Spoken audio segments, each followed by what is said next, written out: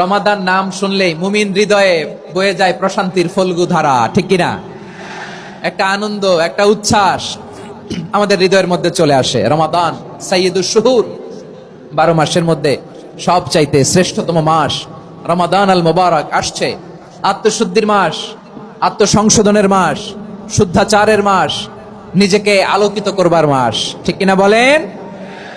আমার প্রিয় ভাইয়েরা, আমি আমার খুতবার শুরুতে সূরা বাকারার 185 নম্বর আয়াত তেলাওয়াত করেছি, যেখানে আল্লাহ তাআলা কোন মাসে কোরআন আল কারীমকে, মহাবিশ্বের মহাবিশ্বয় কোরআন আল কারীমকে এই পৃথিবীতে নাজিল করেছেন সেটা আমাদেরকে জানিয়েছেন। আল্লাহ তাআলা ইরশাদ করছেন, শাহরু রমাদান আল্লাযী উনজিলা ফীহিল কুরআনু হুদাল লিন-নাস ওয়া বাইনাতিম মিনাল হুদা ওয়াল ফুরকান। আল্লাহ বলেন, রমাদান এমন একটা মাস যে মাসে কোরআন নাজিল করা হয়েছে।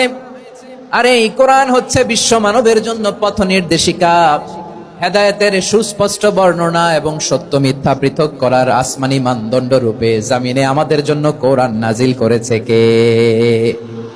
আওয়াজ করে বলেন তো, আল্লাহর নাজিল করা এই কোরআনে কোনো ভুল আছে? সবাই বলেন নাই। সবাই বললে এতটুকু আওয়াজ হয় আমি বিশ্বাস করি না। গলা ছেড়ে দিয়ে বলেন, আল্লাহর নাজিল করা এই সর্বশেষ আসমানি কিতাব আল কোরআনে কোনো ভুল আছে? সন্দেহ আছে? সংশয় আছে? বিয়ন্ডলেস, বাউন্ডলেস, বটমলেস এমন কিতাব যেটা পড়ে গবেষণা করে এর তথ্য, উপাত্ত, ইনফরমেশন, লেসন নিয়ে শেষ করা যায় না। সুবহানাল্লাহ।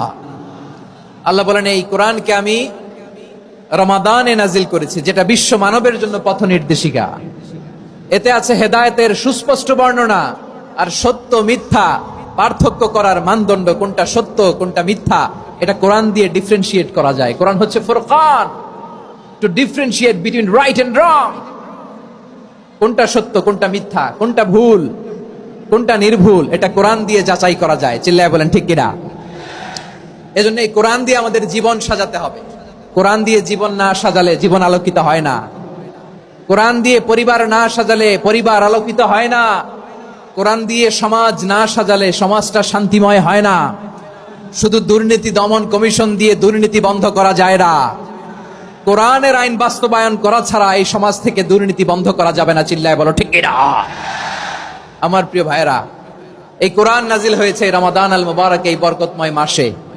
তাই আমাদের উচিত এই মাসে আসন্ন যে রমাদান আল মুবারক, এই রমাদানে কোরআনের সাথে নিজেদের সম্পর্ককে বাড়ানো। আমার প্রিয় চাঁপাইনবাবগঞ্জের ভাইয়েরা, আমরা কি আসন্ন রমাদানে কোরআনের সাথে আমাদের অ্যাটাচমেন্ট, সম্পর্ক বাড়াতে চাই? চান সবাই? আপনি কি জানেন কোরআন নিয়ে কোন ফেরেশতা পৃথিবীতে এসেছিল? জানেন? ফেরেশতার নাম কি বলেন তো? জিবরিল আলাইহিস সালাম। একটু খেয়াল করে শুনেন, কান দুটো খরগোশের কানের মতো খাড়া করে আমার দিকে তাকান। সাইয়েদনা জিবরিল কোরআন নিয়ে এসেছেন, ফলে উনি হয়েছেন শ্রেষ্ঠ ফেরেশতা। বিশ্ব নবীর উপর কোরআন নাজিল হয়েছে, তাই তিনি হয়েছেন শ্রেষ্ঠ নবী। রমাদানে কোরআন নাজিল হয়েছে, তাই রমাদান হয়েছে শ্রেষ্ঠ মাস। কদরের রাতে কোরআন নাজিল হয়েছে, তাই কদর হয়েছে শ্রেষ্ঠ রাত। আমরাও যদি কোরআনের সাথে সম্পর্ক বাড়াই, আমাদের মর্যাদাও এরকম, আমাদেরকেও শ্রেষ্ঠ মানুষ বানায় দিবে কে?